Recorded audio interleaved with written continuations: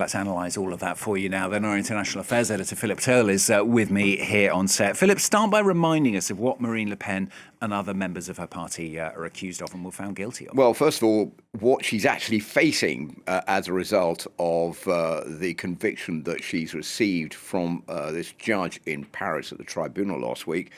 5 years of ineligibility, a 4-year prison sentence, including 2 years suspended. That means basically she'll have to wear an electronic bracelet for that time, a €100,000 fine for Marine Le Pen herself, and then the National Rally, because she's not the only one, have been found guilty. There are 23 members of her party. Also has been fined €2 million, including €1 million, which has to be paid straight away, and that is non-refundable. So it is a big hit for the National Rally. I think the worst thing for her is the first point there, 5 years of ineligibility, because it basically means she can't run in the 2027 presidential election, which is in only 2 years' time. That's why Marine Le Pen is so angry right now. But what has she done? Well, actually, what she did and what the National Rally did and what they've been found guilty of is basically stealing money from the European Union, over €4 million over a 12-year period.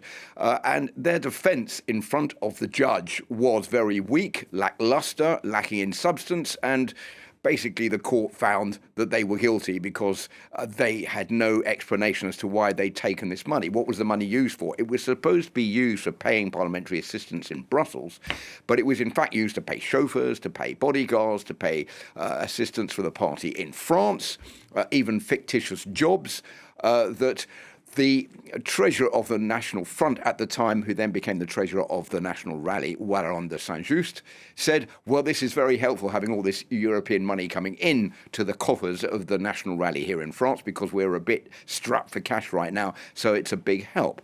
So I think all of that contributed towards this verdict. The problem is that the judge involved, whose name is Bénédicte de Pertuis, who's a very experimented judge, who's 63 years old, she is now receiving death threats and all sorts of injurious messages as a result of the verdict that she handed down to Marine Le Pen last week. Marine Le Pen called it a witch hunter yesterday, didn't she? I mean, is public opinion behind that claim? Well, she's turned the tables because she's been caught with her hand in the cookie jar, as you would say. So she's not admitting to any guilt, saying she is not guilty, and this is a political witch hunt. It's a political hunt against her.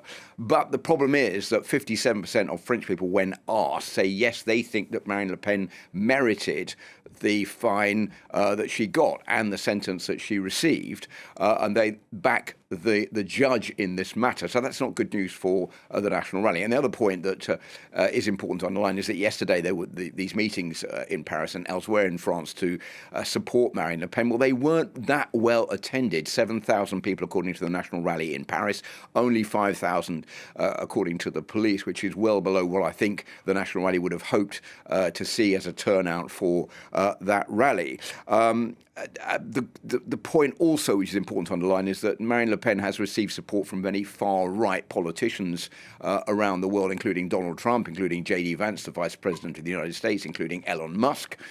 She's also received the support of several European leaders. They include Geert Wilders in the Netherlands and others. So she is getting support, but I think there's a feeling in France that Marine Le Pen is guilty and that she's paying the price for not seeing what she was doing as being something that was liable to undermine her chances of running for president in 2027. She's appealed, the party has appealed. What are the possible outcomes then? Well, there's a couple. It's quite easy to understand. The first one is that if the verdict is confirmed, then Marine Le Pen will be disqualified. She's appealed the verdict last week, so there's going to be another trial.